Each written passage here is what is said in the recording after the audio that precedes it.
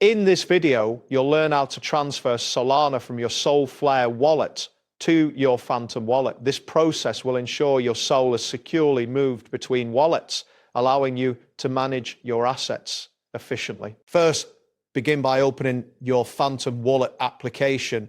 Once you're on the home screen, locate and click on the option labeled Receive.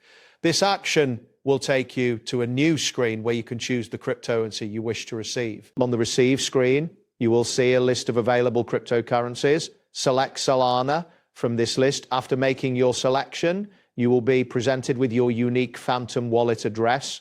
Carefully copy this address as you will need it for the next step. Next, open your Solflare Wallet application. Once it is open, navigate to your SOL balance, which is typically displayed prominently on the home screen.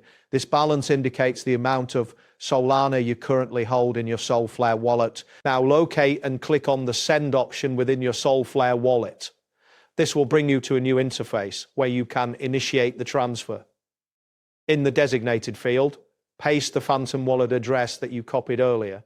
When sure that the address is correct to avoid any loss of funds. After pasting the address, you will need to enter the amount of SOL you wish to transfer.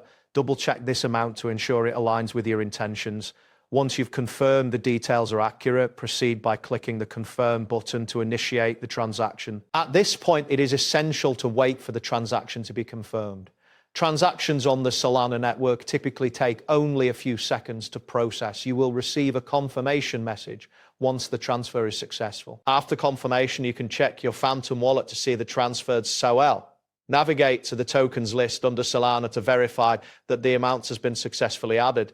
If the SOL does not appear immediately, allow a moment for the wallet to refresh.